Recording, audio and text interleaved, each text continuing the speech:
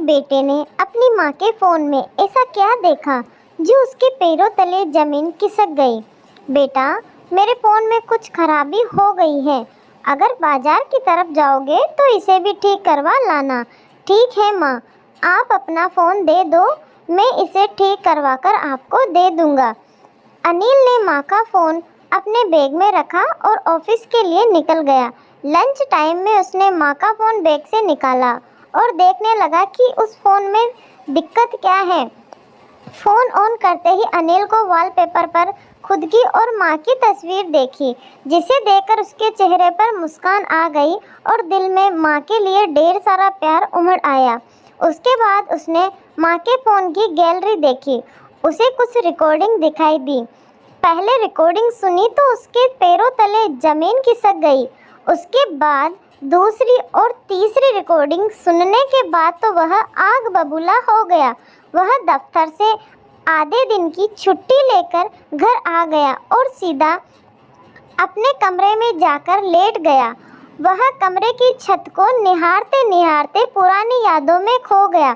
उसकी और नंदिनी की शादी होने से लेकर अब तक की सारी यादें उसकी आंखों के सामने चलचित्रों की तरह चल पड़ी। 2 साल पहले अनिल की नंदिनी से शादी हुई थी। दोनों में बहुत ही प्यार था, सब कुछ बहुत ही अच्छा चल रहा था, लेकिन इन दोनों की खुशियों से किसी को दिक्कत थी, तो वह थी अनिल की बहन कामिनी। कामिनी की अपने पति और ससुराल वालों से ज़्यादा कभी नहीं बनी। कामिनी शादी के कुछ महीनों बाद ही अलग घर लेकर रहने लगी थी। पहले तो उसे लगता था कि घर में झगड़े उसके सास ससुर के कारण होते हैं, लेकिन एक समय के बाद उसे एहसास हुआ कि उसका अपना व्यवहार ही गलत है। लेकिन अपनी गलती को इतनी आसानी से कहाँ मानने वाली थी, इसीलिए घर में ऐसे ही लड़ाई झगड़े चलते रहते। कामिनी की सबसे गलत आदत थी कि वह छोटी सी बात का बतंगड़ बना देती थी और आग में घी डालना तो उसे बहुत ही अच्छे से आता था। अब वह अपनी माँ को भड़का देती और रमा जी बड़ी ही आसानी से बेटी की बातों में आकर अपनी बहू को डांट देती। अगर नंदिनी पलट कर जवाब देती तो वह उसी पर मिर्च मसाला लगाकर अनिल को बता देती। फिर अनिल बरस पड़ता अपनी बीवी पर। दोनों में हुआ झगड़ा शांत भी हो जाता तो कामिनी भाई को फिर से फ़ोन कर सारा किस्सा ताज़ा कर देती। घर में ऐसी आग लगी जो बुझने का नाम ही नहीं ले रही थी। इसी आग की भेंट चढ़ा अनिल और नंदिनी का रिश्ता। नंदिनी पर तो कई बार झूठे इल्जाम भी लगाए गए। उसने अपने सफाई में बहुत कुछ कहा, लेकिन ना तो उस घर में कोई उसकी सुनने वाला था, ना कोई उसे समझने वाला। हर दिन खून के आंसू रोकर वह सो जाती। उसे उम्मीद थी कि एक ना एक दिन अनिल को सच्चाई का पता जरूर चलेगा, लेकिन हर बार माँ का ही साथ देता। गलती अनिल की भी थी। उसके सामने सब कुछ ऐसे प्रस्तुत किया जाता कि उसे लगता कि सारी गलती नंदिनी की ही है। एक दिन बात इतनी बढ़ गई कि अनिल का हाथ नंदिनी पर उठ गया। उस दिन नंदिनी का जन्मदिन था और उसके माता पिता भी उसे सरप्राइज देने आए थे, लेकिन बेटी को यूं रोता देख माता पिता को बहुत गुस्सा आया और वह उसी वक्त अपनी बेटी को अपने साथ ले गए। अनिल ने पहल की, ना नंदिनी ने। समय के साथ दोनों एक दूसरे से दूर होते गए। नंदिनी खुद को अनिल की यादों से निकालने के लिए स्कूल में नौकरी करने लग गई, लेकिन नंदी को उम्मीद थी कि एक ना एक दिन अनिल के सामने सच सिर उठाकर खड़ा होगा। वैसे भी झूठ के पाँव नहीं होते, इसीलिए वह ज़्यादा समय टिकता नहीं है। दूसरी तरफ अनिल नंदिनी से इतना खफा था कि उसने उसे भुलाने के लिए ड्रिंक तक करनी शुरू कर दी, लेकिन ना तो यह बात रमा जी को पता था, ना ही कामिनी को। आखिर आज वह दिन आ ही गया जब झूठ तार तार हो गया और सच सामने सिर उठाए खड़ा था। आज सब कुछ पानी की तरह साफ था। एक फोन रिकॉर्डिंग ने सबकी सच्चाई सामने ला दी थी। कुछ लोग गुनाह करके भूल गए थे, लेकिन कहते हैं ना कि कोई हमारे कर्मों का हिसाब लिखता है।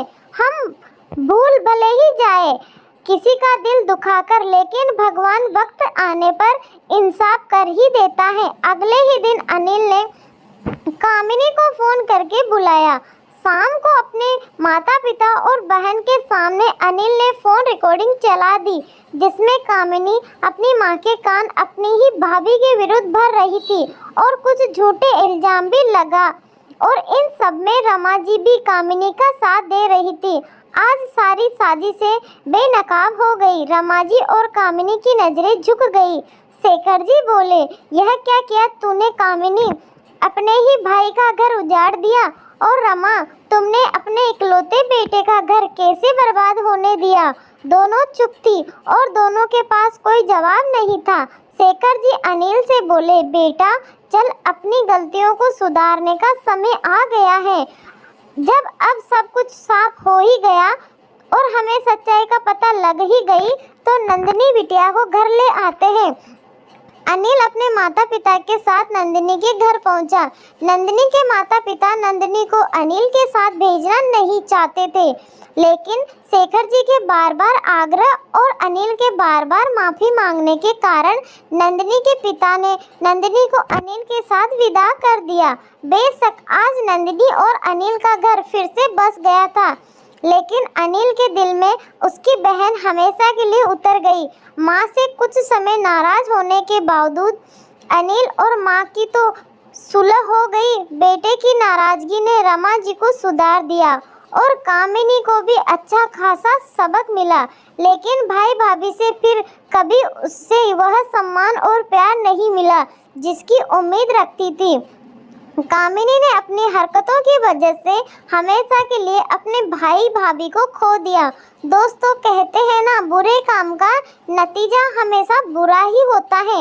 इसीलिए कामिनी ने जो बुरा कर्म किए थे उनका फल उसे मिल गया, लेकिन नंदिनी और अनिल को उसकी अच्छी खासी कीमत चुकानी पड़ी। कामिनी की हरकतों के कारण एक प्यारा भरा रिश्ता टूट जाता। अगर अनिल ने उस दिन वहाँ फोन रिकॉर्डिंग ना सुनी होती तो परिणाम भयंकर होते। धन्यवाद दोस्तों।